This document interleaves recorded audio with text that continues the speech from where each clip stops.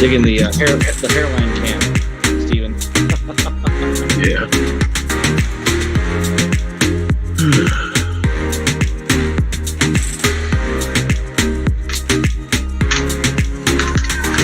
Warhammer 30,000, the Forest hairline. Hairline hair. Forest hairline is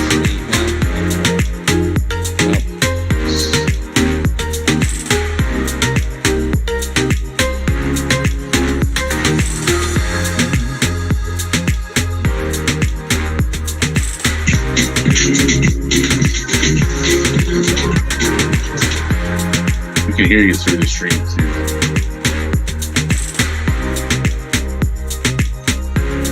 On the start screen.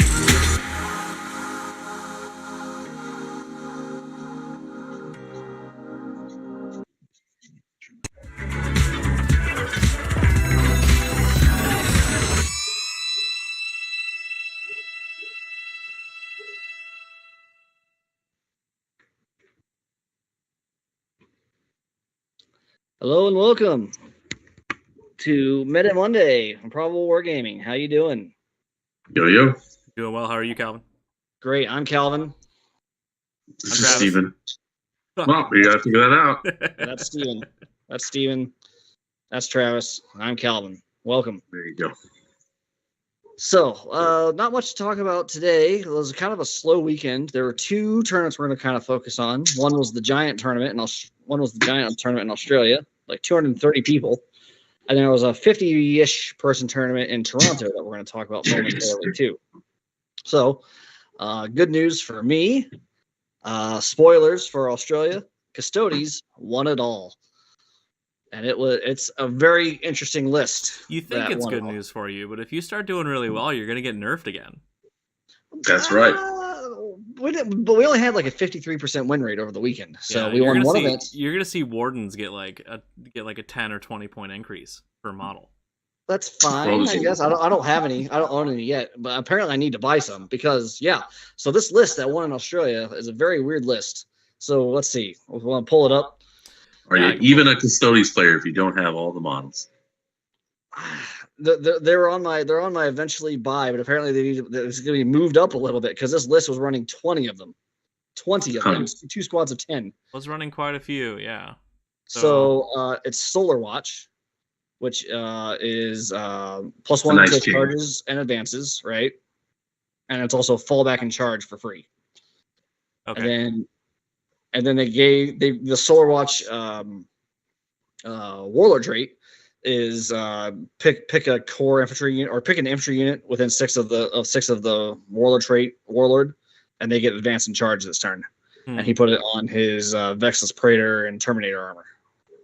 So apparently the idea was just get them Custodian Wardens into the face of his opponent. So he had a Bike Captain, Trajan, 3 single Alurus Terminators. He had a Leia. Don't forget a Leia. Oh yeah, he had a Leia. Don't forget her. I don't know what she does, but he had her. Well, she has a fight last aura on her, I think. Okay. If I recall correctly. But so the trick he did with a Leia, I think, he has a 5 Witch Seekers and a Sisters of Silence Rhino. Yeah. So the Witch Seekers have flamers, and they also have a pregame move. Or if they're on a Rhino, they give that Rhino the pregame move. So you stick the Witch Seekers with a Leia and the Rhino, and now they all get a pregame move. Interesting. Which is pretty interesting. And get you out on a point pretty quick.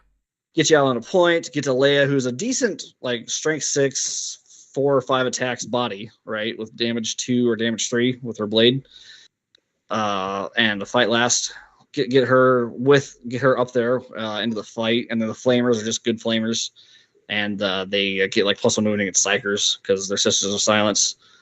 And then the Terminator, the Vexless Praetor has the redeploy and has the dense cover Vexel along with that advance and charge buff.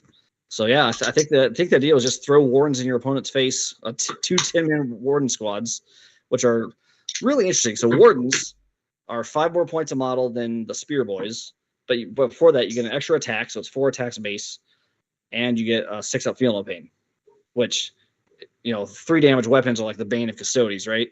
But that makes the math a little bit harder if you're pointing it at something with 6 up Feel No Pain, because even just rolling 1 6 on 3 dice means that you eat 2 attacks instead of 1. So yeah, it seemed pretty good. Yeah, and then he was also running 2 single Alaris as well, which three. Oh yeah, 2 single Alaris, 3, and then 2 singles. Yeah. Yeah. So lets you pick up behind enemy lines, as an option.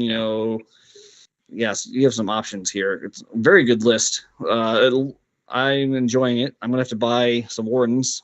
I don't know if I'm gonna buy 20 of them, but I was planning on buying 1 box. They come in 5 to a box, so that'd be 4 boxes. Yeah, looks like a cool list. I'm very pleased with this.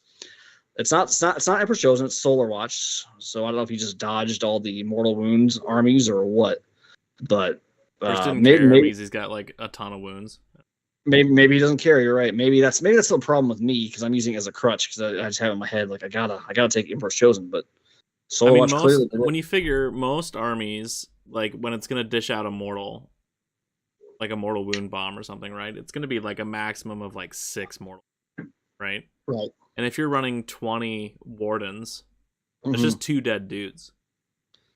Yeah. It's probably only 1 dead dude, because they still have the 6 up Feel No Pain. Right, exactly. And so it's like, is that, I don't know, like, is that really the end of the world when you lose like 2 dudes in like a psychic phase or to some mortal wounds or something? Like most psychic is D3. Yeah. Which is horrible into something that has 3 wounds. Right. Yeah. And I mean, we're still looking at, we'll see if Grey Knights show up in any real number. But right now, outside of Grey Knights and obviously the major decline of Thousand Suns, you're not seeing that many more wounds, really, are you? Especially with the removal of bombers, right? Like the bombers is huge. That removal is pretty big. Eldari are kind of in a rough spot right now, but they're not dropping a ton of mortals on you right now. But they didn't do too bad in this last weekend either, though. They were at least in the top showings. It's true, yeah. There were a few in the top 10 for sure. Yeah, I mean, just thinking of the things that I have, like, yeah, Grey Knights and Thousand Suns. Yeah, some from Thousand Suns. I was gonna say Grey Knights is 44% for the weekend. It's just 1 weekend, and Thousand Suns was at 39% for the weekend. So yeah, and I mean, Grey Knights. Yeah, and Grey Knights are another one of those niche factions that don't have a lot of people playing them. Right. I mean, I'm sure it would change if they were suddenly number 1, but I don't see that happening. Not yet.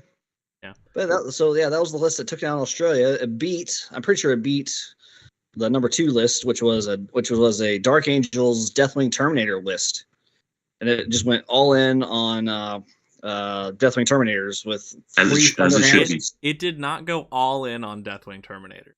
Let's see, 2 10-man squads of them. 2 10-man squads instead of 3 10-man squads, and then 3 3-man squads of attack bikes with multi-meltas. Yep. Okay, there you go. Fast. Yeah. So that's 9 multi-meltas. Nothing to sneeze at, certainly. It's pretty good. They move really fast, and they have like 4 or 5 wounds or something. And they get like a 4 up invul or whatever if they move, right? Because that jink ability, right? Something like that. I don't know. I don't play Dark Angels. so the whole list has like a 4 or 5 of invul. The Deathwings with the Storm Shields obviously have 4 of invuls, and then the bikes have either a 4 or 5 of invul depending if they move fast enough, because that's just what they have, that jink ability. I think it's called jink. Right, and then you've got transhuman on the Terminators as well. And yeah. That's what's huge for sure. Yeah, so very hard units to shift. The Wardens must have done it somehow, but yeah, very scary list. I don't think I would have played as well as Liam did against them. So, well, like, I mean, I'm thinking that it's probably Custodes actually outnumbered somebody for a change. Yeah. Well, yeah. This list does not have an awful lot of OBSEC. There you go. Their Terminators are OBSEC, right? Are they? Are they? I'm not I sure don't- on that one. That one, if I don't someone know. wants to let us know, but I'm not sure on that one. Possibly. I know Thousand Suns and Death Guard Terminators are OBSEC, but maybe not Dark Angels. I don't think so, but it's possible they have some sort of a relic or an aura that gives. Oh, Rites of War. Here it is. Yep, on the Deathwing Ancient. So Okay. Rites of War is a Space Marine warlord trait that you can give that gives core units within 6 inches of you OBSEC. Okay. So So, these Deathwing Terminators would be OBSEC so long as they're next to the Ancient, which they're always going to be. So Right. Oh, there you go. Okay. but that's But only that's- OBSEC on that's only OBSEC on 1 point, Yep, that's true. which of course, Yeah. you know, Dark Angels want to be on 1 point, but like it's not OBSEC everywhere, which is what the Custodes list was. Mm-hmm. So yeah. The Custodes list beat him by 20 points, 85-65. Yeah. So That's pretty brutal. So yeah, there's one more list I want to look at, but then I'll have Travis look at a different list from Australia. The list that got 6 was another Custodes list. This one was Emperor's Chosen, running Trajan, battalion tax, quote unquote. I know it's not a thing anymore, but 3 squads of 3 shield guard, some Venatari, two grav tanks with the wrong gun, the accelerator cannon instead of the heavy blaze cannon. And then he was bringing in 2 Helverins for some extra backline shooting. So that list got 6. I just wanted to highlight that. Emperor shows some good stuff. Bringing some knights in is still a thing. It's interesting he's running the lances on the Venatari. I've seen that in a lot of people picking up the lances. Is there it's like an extra... It's extra melee attack. Extra damage too, right? Because the bucklers are just one damage apiece. Right. And the lances are 2 damage. Yep. You swap out. The pistols have better shooting. The lances have better melee. That's the trade between the two, basically. The short of it. Yeah, they're like, oh, do you want to shoot stuff or do you want to charge into something and take a point and deal melee damage? Right. That's what they're leaning to with the lance. He also had one big 5-man squad of Terminators, which is cool and interesting. But yeah, he probably only got 6th instead of better because he picked the wrong guns on the tanks. Yeah, that had to be it. It's the guns. It's because he got the wrong guns. If he had the right guns, he would have been 3rd for sure, maybe even 2nd. I don't know. Mm-hmm. So I want to look at a cool list from this tournament. Guy got 8th with Admech, and I'm here for it. Admech is coming back. They're having a showing this week, which was great to see. Tell me what Forge World Ryza does, Travis. Forge World Ryza does stuff with charging. Okay. I'm gonna double check here exactly what it does. Give me 1 second. While he's looking that up. Yeah. Well, yeah. So while he's looking up that the list had a whole bunch of Cataphoron breachers and 1 of destroyers. Which I don't know what the difference between the breachers and the destroyers is. Travis will tell me. Yeah, I can tell you what the difference between breachers and destroyers are. The breachers essentially bring the kind of melee threat as well as like decent weapons, whereas destroyers are bringing like they're just shooting. Like they have a flamer and then they have like a big plasma gun on top. I got you. Which is what Ryza also does. It does stuff with plasma. So like there's a 2 CP stratagem in Ryza that allows when you select a Ryza unit to shoot until the end of the phase, each time a model in that unit makes an attack with a plasma weapon, you add 1 to the damage characteristic of that weapon. So these plasma culverins, I believe, overcharged are like 3 damage each. And so you can pay 2 CP to make them 4 damage each. Ooh. Pretty good. Cataphrons, breachers are really, really interesting. He brought kind of a mixture of torsion cannons and heavy arc rifles. Did the hydraulic claw, which I think is the way to go. It's so your option is either hydraulic claw or an arc claw. The arc claw is better into vehicles, but the hydraulic claw is basically a thunder hammer. So like it's pretty good into vehicles anyway. It's just like the arc claw is like it auto wounds on a 3-up or something into a vehicle, which is fine, but this is really good. And then he brought 2 Dominus, which the Dominus give they give uh, the breachers reroll hit rolls of 1 is what they do. And then he brought the Ramian of the Techno Martyr, which can give something, a core unit, which all these Cataphren breachers and destroyers are now core, can give something, ignore all hit and ballistic skill penalties. Right. So they just hit better. And then the Artisans up here is a buff that can give out +1 strength in shooting. So everything goes up 1 strength, which is pretty good as well. And then he did the Omniscient Mask, which is a Skitarii core unit, I believe. 6s to hit are an additional hit. Gotcha. And so this is here in combination for the just sheer insanity that is like 30 Rust Stalkers on the field. Right. Give them. They already have exploding 6s naturally, don't they? No, they have 6s to wound are immortal in addition. That's what it is. Okay. Well, that's nice already. And so this gives them exploding 6s, and it's not a single target. This unit gets exploding 6s. It's a 6-inch aura. So literally, so long as he's within 6 inches of however many Rust Stalkers he wants, they're gonna get exploding 6s on their attacks, which is pretty neat. Right. And then I always love seeing a Terrax pattern termite on the field. I think it's fun. It's probably not super efficient at 180 points still, but it's fun. It's a deep striking, deep striking transport. Deep striking transport that's really tough and has like a bunch of melta guns on it. He has flamers on his, or there's a bonus. You can either take the flamers or you can take Volkites.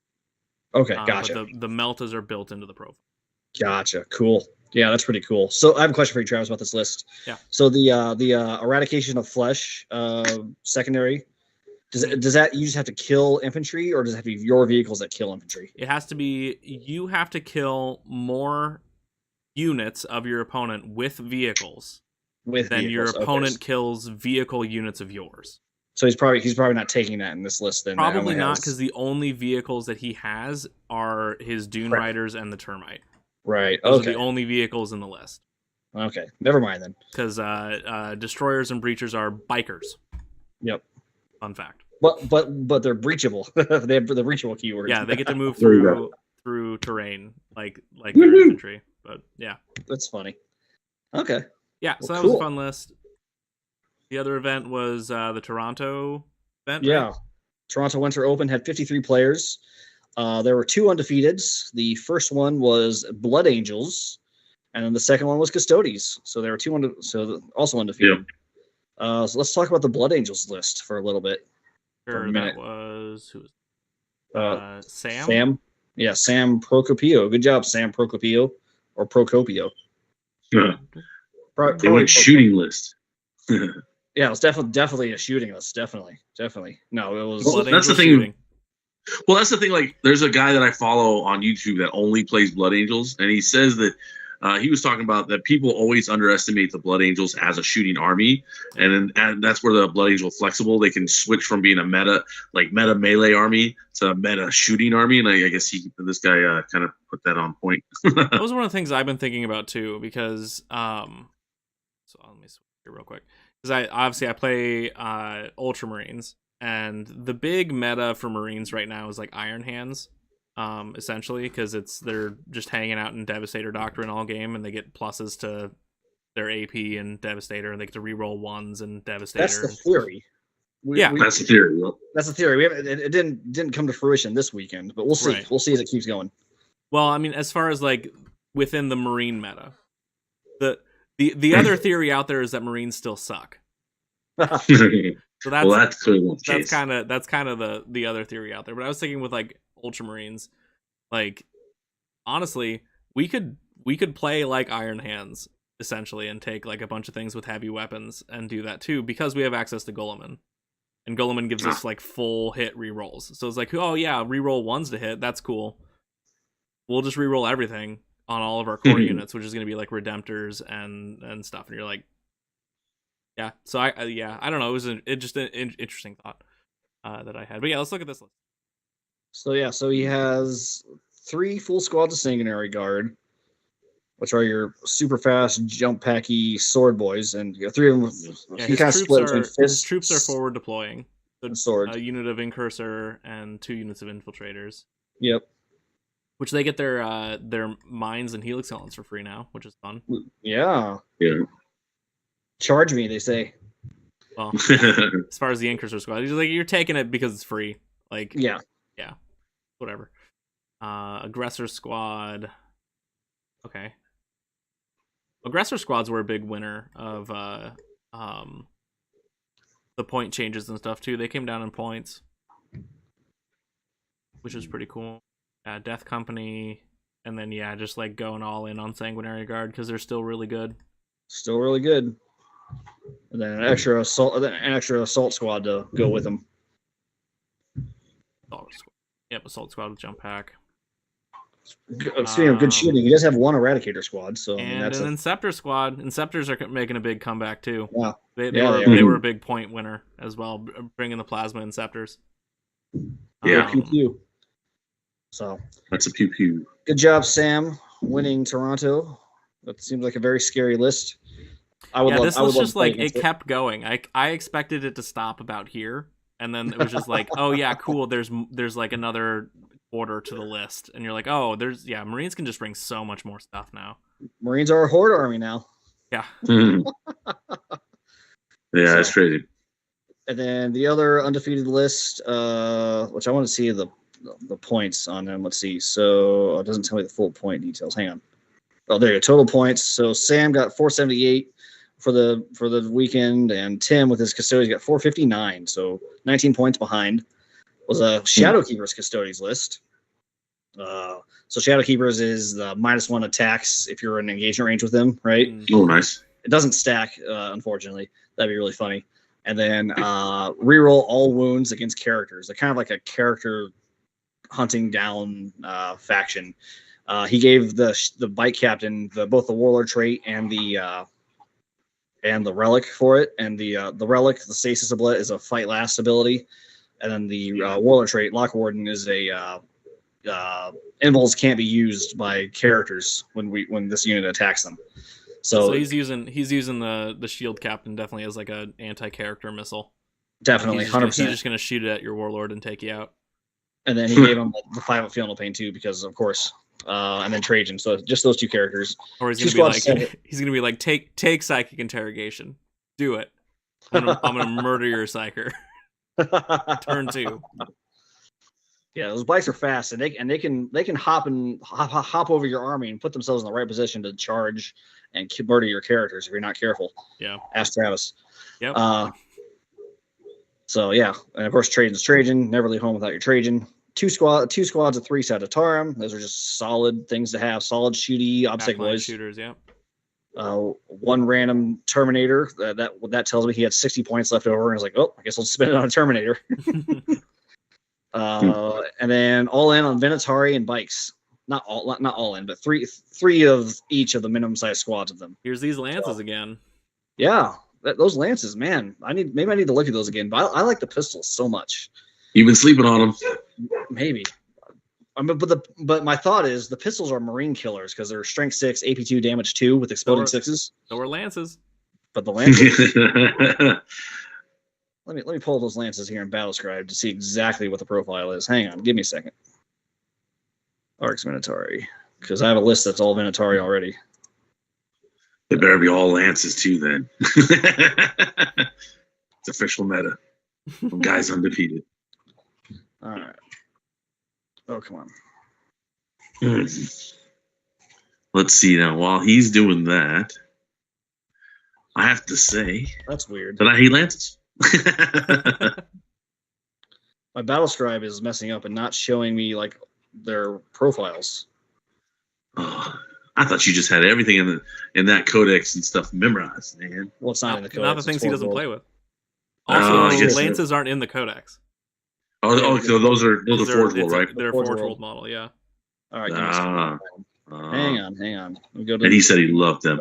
But let's see here. Factions, custodies. Well, at least while he's doing that, I have to say I'm real happy to see that, Harlequins are at least hovering at 50%, which is really nice. I think once we get used to that new and vulnerable save and a different play style, we might be able to punch up again a little higher than that. Once a little person named all Steven the Foster elves goes to LVO. Yeah, well, one last hurrah with the old style for sure. But dude, it's good to see the freaking Drazar and his homies from the Dakari punching up into the 50% range too, though. Yeah. So both the pistol and the lance are 2 shots, but the lance is 12 inches as opposed to 18, but it's also an assault weapon. But that doesn't matter too much anyway because we got Callistus as a karate, which is advance and shoot. Right. They're both strength 6, both AP2, both damage 2, but the pistol has the exploding 6s to hit. So it's basically the same profile, just without exploding 6s. Right.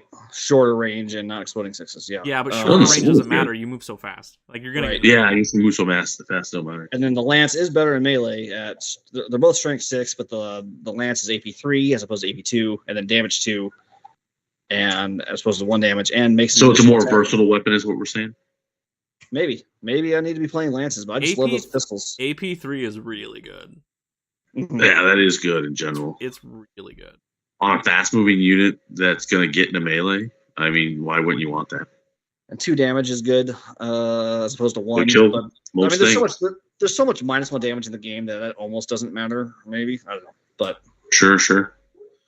I mean, just don't charge them into things with -1 damage. Yeah, don't charge them into a dreadnought. The other problem is with the pistol. So Venatari have Venatari Pants, which is base 3-up save, but the pistol and buckler gives them the 2-up save. So there is that. Yeah, but you still have a 4-up invuln. Right. Yeah. But now AP0 and AP1 are way better against the buckler. Or I mean, the buckler is way better against them. Yeah, but AP0 and AP1 suck into Custodes anyway. Yeah. Right. Like we don't want to be shooting you with AP0 and AP1 anyway. Like AP2 is you're not bringing your list tailored to Custodes. You're bringing against all comers. There's gonna be a lot of AP0 and AP1 anyway. There's gonna be a lot of AP1 and 2 now. Exactly. Yeah. Exactly. So that makes that's a point for having the buckler and pistol versus the lance. Not if it's AP2. AP2 doesn't matter because you're going to your 4-up anyway. Right. Unless you're in light cover. There are definitely points for and against both loadouts. I'm still kind of leaning towards pistols, but maybe I'm wrong. I'll admit maybe I'm wrong because the people who are playing Minotaur. That's not you're admitting nothing. You're just like, maybe I'm wrong. You're not admitting anything. I'm saying maybe I'm wrong because I'm bringing lances. So who knows? We'll see next week. With the other, because the other faction could give something advance and charge, right? Yeah. So you put that on like a unit of Venatari turn 1, and they can advance across the board and then also charge into something. And then they have assault. They have assault weapons on the lances, so they can advance, shoot, and charge. Mm-hmm. But you could so Solar Watch is karate. Preferred karate is Callistus, and so you could turn 1 do both halves of that anyway, which actually seems really good all of a sudden because the both halves of Callistus are advance and shoot as remaining stationary, by the way, so you wouldn't get the assault weapon penalty, right? And then roll 2 dice, toss 1 when you advance. Yeah, but you don't get the charge though. But no, you also give them the Solar Watch buff to advance and charge. Oh, because the Solar Watch is what? Yeah, I got you. Yeah. So that's sounds good, doesn't it? Sounds pretty good. Here I am, just I'm selfishly trying to convince Calvin to move away from Emperor's Chosen, so that I don't have to deal with that 4-up against mortals again. It's here come Volkites. The thing is, you don't know what I'm bringing to the table till I show it to you, so you know. Yeah, I make you roll those 4s anyway. Yeah. So. Well, cool. So that's a kind of a brief overview of the 2 big tournaments of the weekend. Next week, we'll have LVO to talk about, even though it'll be talking about a dead man. But we'll definitely get the full tournament report from Steven, though. We are interested in that. So yeah, it'll be fun. Help us root and cheer on Steven as he does better than half and half. Well, I'm scoring for half and half, and then if I get better than that, then hip hooray. You will, for sure. I mean, yeah, you're gonna do great, man. It'll be fun either way. I mean, I'm going to somewhere where people are, it's it's meant to be very competitive. So I don't know what that's going to be like versus where you go into a GW event or an RTT where half the people are there to just mess around and the other half are trying to win it. Where when you go to LVO, it's like everyone's trying to win it. So I don't know how that. I don't know. You have like 200 and some odd people that are going to LVO. There's odds are there's a lot of people there that are just there to have fun and hang out. Well, yeah. I mean, and I'm just so I'm more excited to see what the atmosphere is like and everything, and just have a really good time. And of course, I'll make sure I get some video footage of the walkthrough because they're going to have a large vendor area, from my understanding, and there's going to be a lot of that stuff. So honestly, the whole experience I'm excited about, just because my only complaint about going to Kansas GT was just like the only vendor was GW, and that was it. Where here, it's from my understanding, you part of your ticket price is getting you into the hall where all the vendors are and everything. So maybe I'll get to meet Monument Paints, in person and all that kind of stuff as well. So yeah, it's definitely going to be more interesting, I think, in that regard. I wonder if that's a GW thing versus a not GW thing. Like if it's GW, that's gonna be your only vendor that's for running the tournament. Because we went to Bug Eater, right, Travis, and that had all kinds of different vendors. Yeah. Yeah, I bet it's just something to do with them because everybody's competing with them, right? If you're producing paint, you're competing with them. If you're producing terrain or anything like that, you're in direct competition. They probably don't want you there.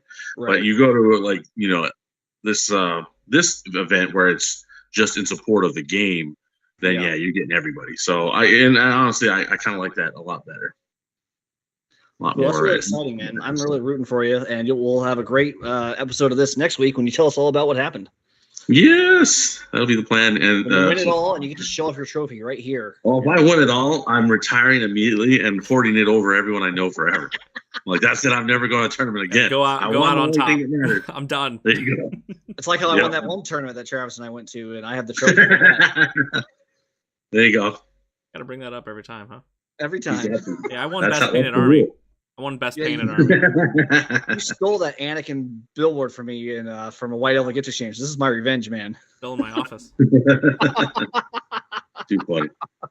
So, all right. Well, thank you guys for watching. Tune in Wednesday for some hobby action, and then Friday we'll watch Travis play against Thousand Suns. I'm super excited. Bringing out AdMech. Yeah, AdMech versus Thousand Suns. It's gonna be a great game. So I'm really pumped. We're gonna have a lot of fun. Join us Friday. Yeah, our friend Isaac coming back to visit and all that. Yeah, so awesome. Stay tuned. Stay on the Discord. Like and subscribe. Join us in the Discord and stay tuned for all the fun, exciting 40K content we got coming. I'm Calvin.